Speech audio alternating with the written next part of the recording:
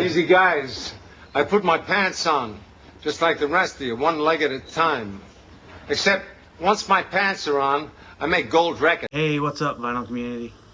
Spin Doctor and his Vinyl Mayhem, it's Kendall. And today I am going to talk about one of my all-time favorite artists, Billy Joel. If you didn't catch the documentary, the two-part documentary that just came out on HBO Max, part one came out Friday before this past Friday, if that makes sense. And part two just came out 2 days ago.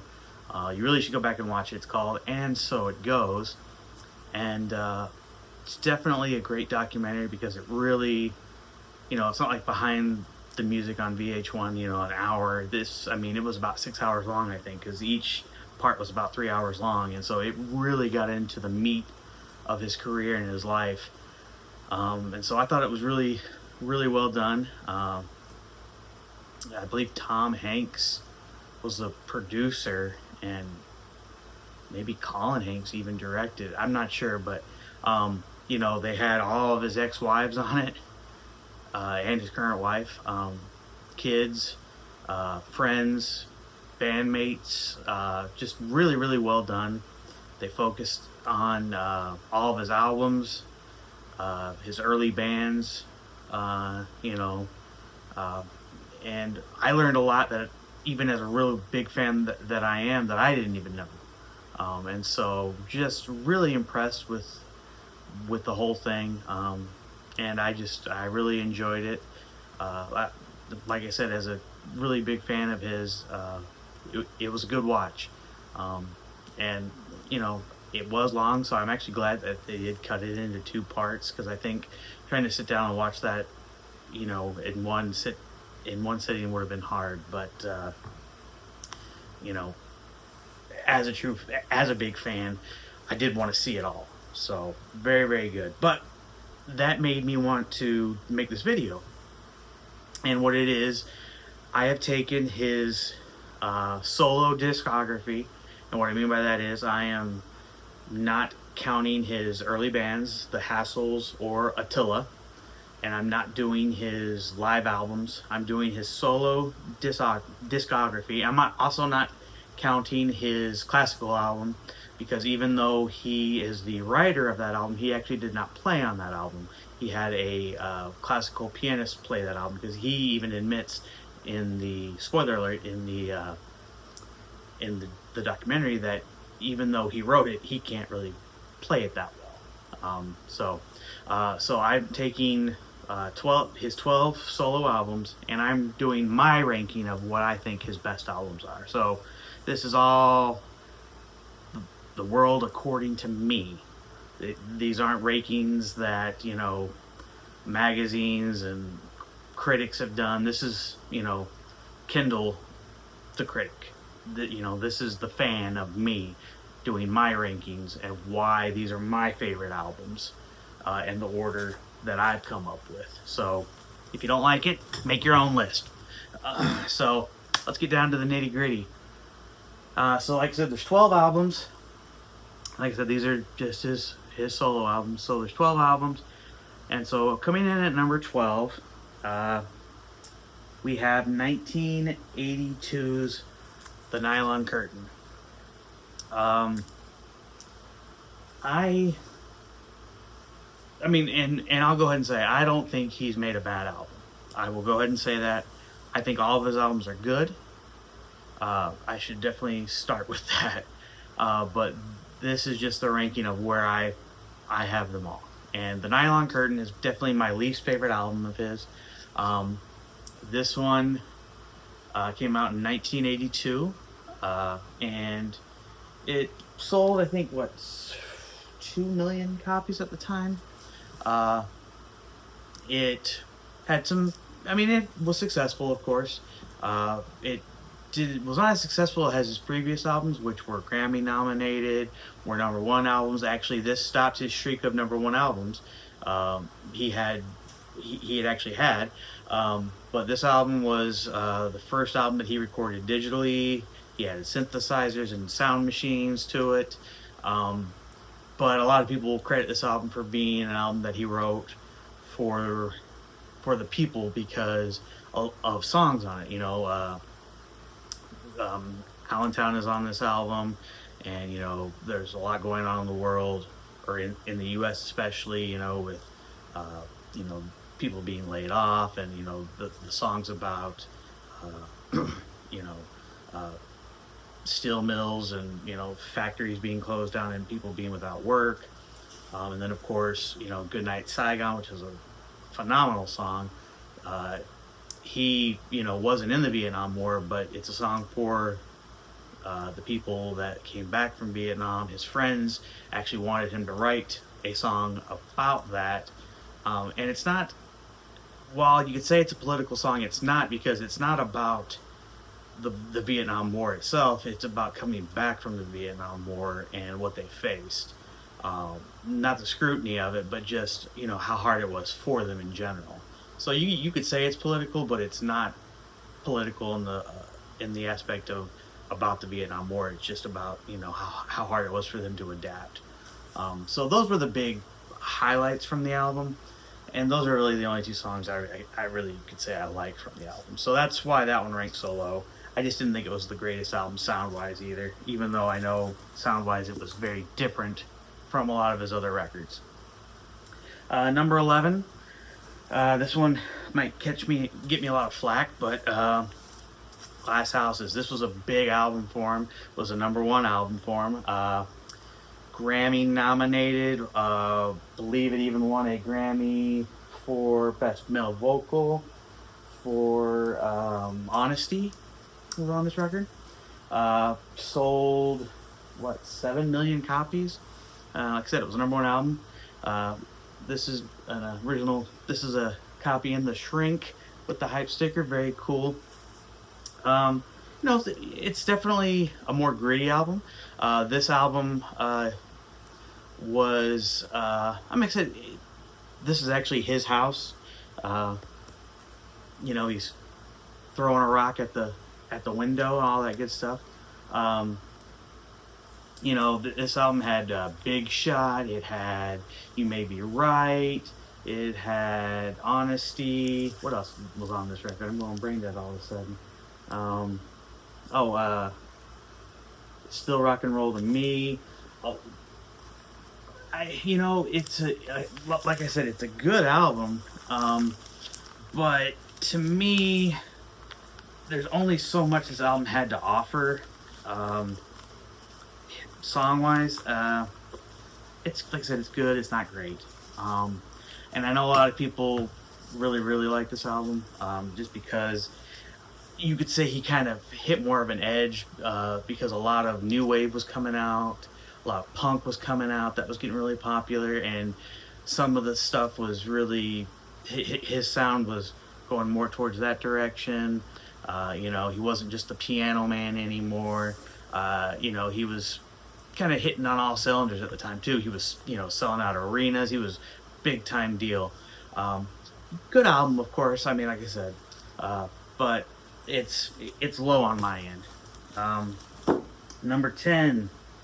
I think this is an overlooked album. This album came out in 1986. This is The Bridge. I think the reason why I like this album so much is, one, it's got a great duet with Ray Charles, who was one of his, you know, just his icons. You know, he loved Ray Charles, and he wrote the song Baby Grand, you know, hoping to do it with Ray Charles, and he did, which he was, you know, so excited about. This also had This Is the Time and A Matter of Trust. Again, I got that nice hype sticker. This was also the last album that he did with longtime producer Phil Ramone. This one wasn't super successful. It didn't go to number 1 or anything like that. Another great thing about this album is it has a song that was featured on an episode of The Office, Running on Ice. If you've ever seen the episode of The Office called Threat Level Midnight, that song was featured in an episode, and just always thought that was really awesome. Believe it or not, Billy Joel is featured in a few episodes of The Office. Michael Scott is a big fan. But anyway, so yeah, you know, I think this is an overlooked album for him. Um, I think it's a better album than people give it credit for. It did sell about 2 million copies in 1986, which was down for him. He had just come off of a great album, which I'll talk about later. At number 9, let's start with what it all started with, Cold Spring Harbor. Now, this is not a first pressing. I would love to have a first pressing because that is very interesting. This is a reissue on the Columbia label, but the first pressings are on the Family was it Productions label, which is no more anymore. Columbia Records bought that out. But if you watch the documentary, you learn that Artie Lang, I believe was his manager's name, or the guy that gave him his start, owned the label, and they made this album. And after they made the album, he then produced it, and they really screwed it up, and they sped it up, and Billy Joel was not happy with the mixing, and he said he sounded like one of the Bee Gees and the Chipmunks mixed, and when he took it off the turntable, he just flung it like a frisbee. It sounded terrible. Now, they did their best to try to fix it later in the 80s when they reissued it on Columbia, but still not happy with the mix. But this is where it all began. This was recorded in New York. And the reason I like this album is just because this is where Billy shined. Great songwriter, great songs on this. Stuff that he would still continue to play, like She's Got Away, beautiful, beautiful love song about his soon-to-be wife. And then, of course, you also have Everybody Loves You Now, which is another great song. And I think there was one more on here, I thought, but maybe not. Anyway, just a great beginning, even though this got no recognition at the time. And like I said, he was not happy with the album. But I had to put that in there just because the songs showed who he would become. Next, we go to number 8, and this is another album that I think gets overlooked, and that's Street Life Serenade. This one, again, really only produced one hit that we know of, and that would be The Entertainer, which was kind of an FU to the record companies and the record business. Talking about writing songs that weren't getting put on the radio, and how in order to write a hit song, you had to do it this way.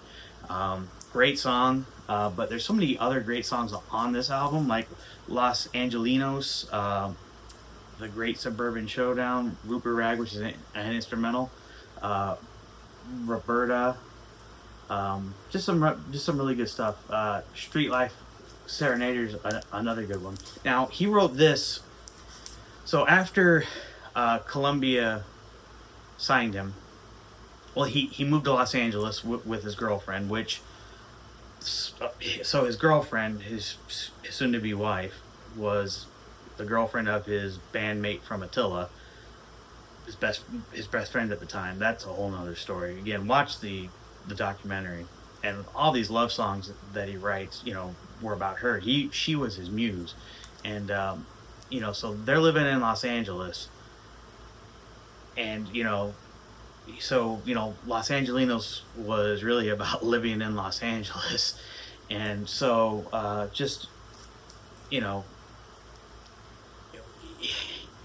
he's writing about what he's seen, and that's kind of, I think, part of the problem, even though he's writing great songs. So anyway, next on the list, we're at number 7, and this is a great album, 52nd Street. Now, this came out right after the success of The Stranger, which one of his biggest albums. 52nd Street is named after a street. It's actually where they made the record too. But 52nd Street is a street in New York where jazz clubs were, and a lot of great jazz musicians were playing. Now this album, 7 million copies, was his first #1 album. Won 2 Grammys, Best Rock Album and Rock Performance for shoot, what was it? My Life, maybe, I think. No, it was Honesty. So I was wrong about Honesty being the one. Anyway, yeah. So Grammys and #1 album, big time thing. And so success was all of a sudden, boom, right in front of him. And like I said, he was selling out stadiums, and the first full side of this, and I hate to say Glass Houses did not have Big Shot, this one did, so I apologize. But the first side of this is just great because you got Big Shot, you've got Honesty, you got My Life, you got Zanzibar. I mean, bam, the first side just comes at you hard. Second side, Stiletto's a great song, and then it kind of just dampers down a little bit. So that's why this one's lower on my list. Still a great album, though. Still a great album. But his star was rising, and he was making his way. Next, #6, I'm going to go with Piano Man. And that might surprise some people that this is not higher on my list. Obviously, this is kind of his breakthrough when you think about it, even though successful-wise, it sold 5 million copies in 1973. I just realized I wasn't even given the years on stuff. 74 was Streetlight Serenade. 52nd Street was 78. And The Bridge was 86, which I said. And Cold Spring Harbor was 1971. This came out in 1973.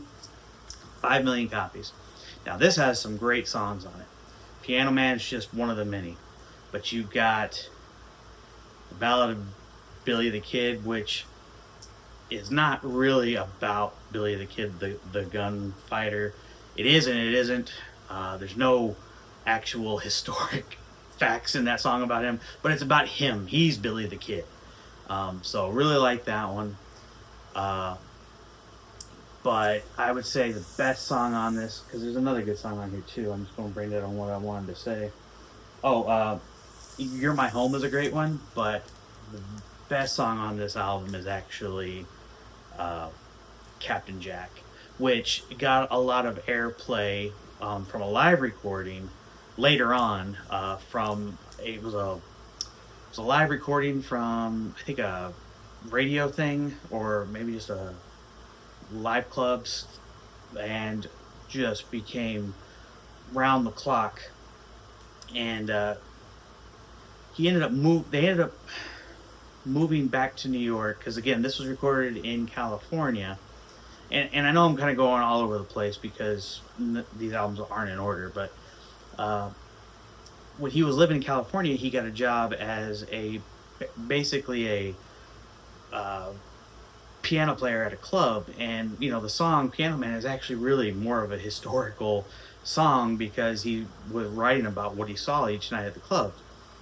And but the Captain Jack got so popular in New York that they ended up going back to New York after not having the success in LA. But great album. Still, it's considered his blueprint album, really, in my opinion. #5, I'm going with 1989's Stormfront. Now, this album is interesting because this album came out basically because he was broke. He had just sued his then manager, who was his ex-brother-in-law, for like $90 million because he was broke, and it's because his manager was basically stealing money from him, and he needed money. So he made this album, went out on tour, and again was selling out everywhere he went. So he was able to make money back because he then became his own manager. This album, pretty successful. 4 million copies. But he had a different producer. He had been using Phil Ramone for a long time. But this one had Mick Jones of Foreigner. He wanted someone that he said was a songwriter and so he got Mick Jones. And I think you can definitely see it because all the songs on here, in my opinion, are very much melodic, more so than some of his other albums. And a lot of great stuff on it. A lot of great stuff on here. You've got Shameless, which Garth Brooks covered and actually had a bigger hit than him with. We Didn't Start the Fire, which was a #1 hit, obviously. That song is a very interesting song. Again, go back to The Office. We have Downeaster Alexa, about a boat being a fisherman. Alexa, he named it after his daughter Alexa. We have Leningrad. We have And So It Goes. We have. Geez, this isn't. This isn't going back to Stormfront, obviously. And I Go to Extreme. That was the other big one on this. So yeah, very successful album, great album, and just this one's actually. This is an original, by the way. Not the easiest to find. A little bit pricey at times. So very happy that I got this. But great album. Very happy to have that. Like I said, very successful album too. Okay, getting down to the nitty gritty. Number 4, The Stranger. Now, a lot of people will probably have this #1 because this is his best-selling album that isn't his greatest hits album, which is. Let me just go ahead and get that out of the way. His greatest hits, Volume 1 and 2, is the #2 best-selling album of all time behind Thriller. Let me just go ahead and get that out of the way. But this is his best-selling solo album. 12 million copies, and but it was not a #1 album actually. But it produced a lot of big hits on it, and it's interesting. So his first wife became his manager because he didn't have any good managers, and so his wife, Billy, said, "Well, why don't you do it? You've been around this, you know what's going on," and so she did it.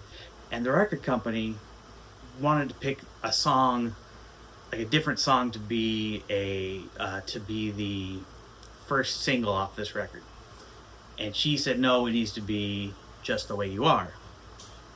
Just the Way You Are became a #1 hit, won the Grammy for Best Male Vocal, and launched this album into the stratosphere. This is a half-speed master. Love this album. It's a great album. Many great songs are on this. I mean, we've got Vienna. We've got The Stranger. We've got Moving Out. We've got Just the Way You Are. Scenes from an Italian Restaurant. I mean, come on, that song.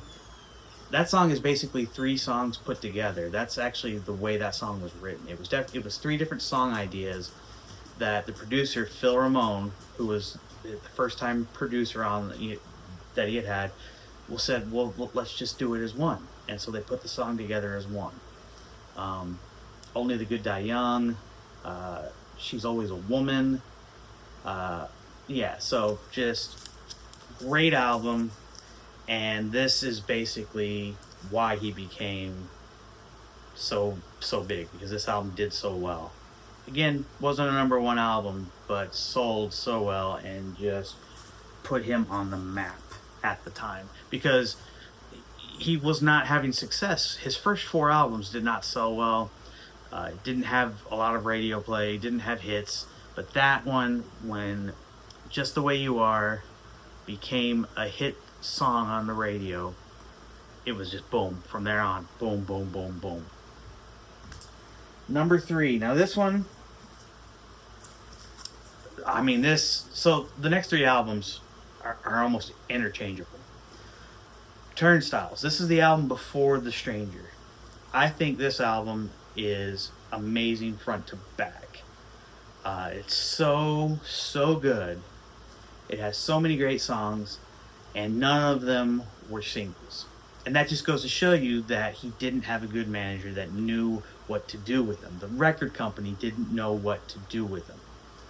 Now, this album came out in 1976. The Stranger came out in 1977, by the way. This album, I think, sold 1 million copies. But this album was so good. It is so good because this album had New York State of Mind, basically his standard, besides Piano Man. One of the best written songs ever. Well, yeah, beautiful song. I don't even like New York, but I love that song. It's got just Say Goodbye to Hollywood. Amazing song. Summer Highland Falls. There's so much great piano playing on this record. Prelude, The Angry Young Man. I love the way that one starts. Just so good. I've loved These Days. Oh, so good. And then Miami 2017, Say Goodbye to Hollywood.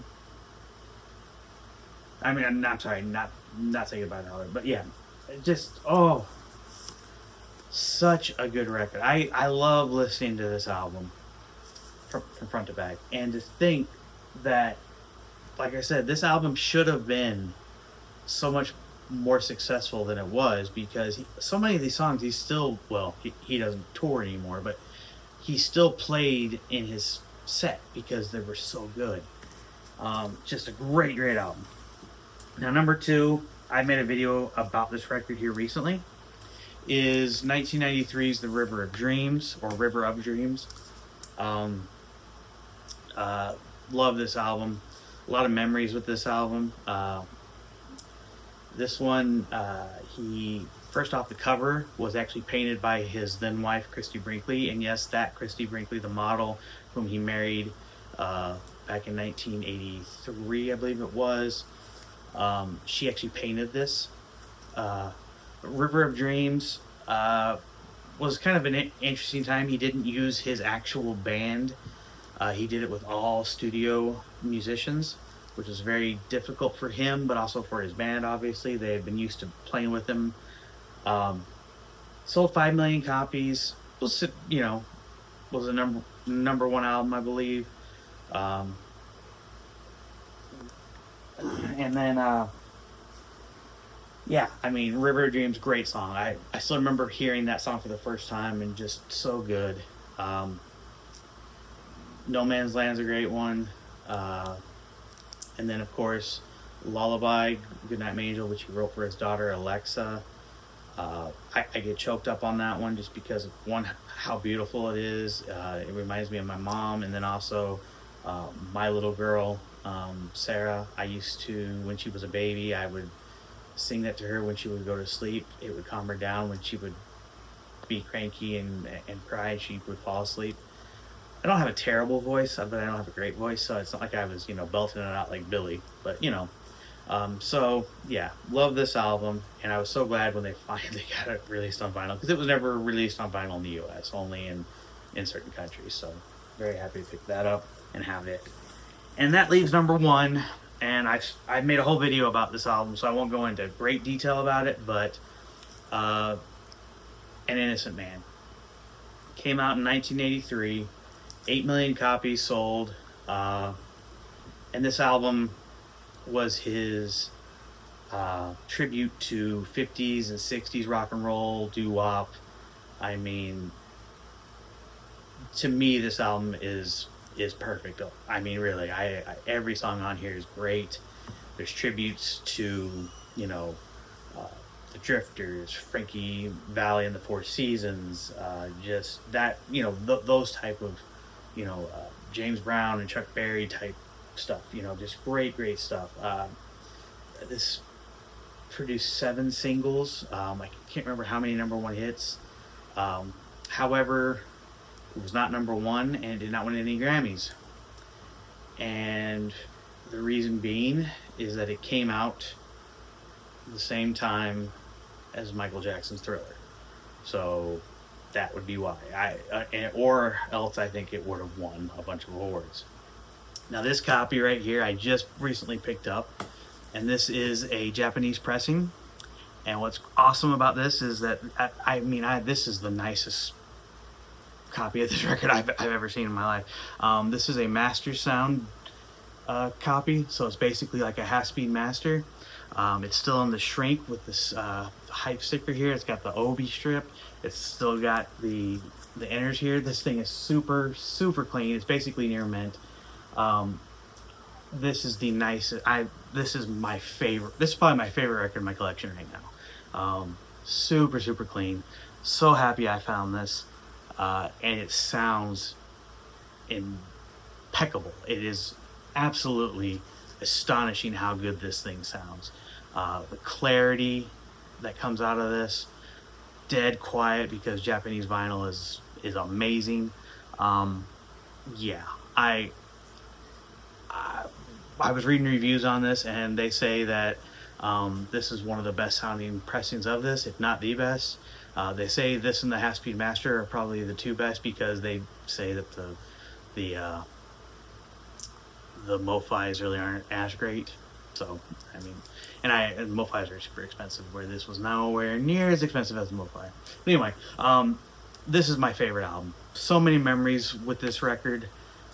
Being a kid, and my parents had this album, not this obviously, and just looking at it, and just listening to it in the car, because my parents had one of those record players that you could record onto a cassette, and we had the cassette in the car. We were living in Germany and just so many great memories. And Billy Joel is one of my mom's favorites. Well, is one of my dad's favorites, and this just I again, Keeping the Faith is probably my favorite Billy Joel song. If it gun to my head, that's probably what I'd go with. But An Innocent Man is so good. The Longest Time, Tell Her About It, Uptown Girl. This is the time where he dated Christy Brinkley. She was in music videos with him. He married Christy Brinkley. How he pulled that off, I don't know. Well, actually I do. If you watch the documentary, you see it. But anyway, guys, I love Billy Joel. That was my record. I know this was a long video, and I'm sorry, but that was my ranking of Billy Joel records. I hope you enjoyed it. Please, I hope you stuck around for it. Leave me some likes, some thumbs up, some comments down below. Give me your favorite Billy Joel albums. Give me your ranking of your Billy Joel albums. Let me know what you think. I know I didn't include, I didn't talk about his new single that came out last year either, because that's not an album. Like I said, I didn't talk about his live albums. I didn't talk about any of that. But anyway, guys, I hope you enjoyed it. I hope you stuck around. I know this was kind of long, but until next time, peace and love, and I'll catch you down the road. Bye.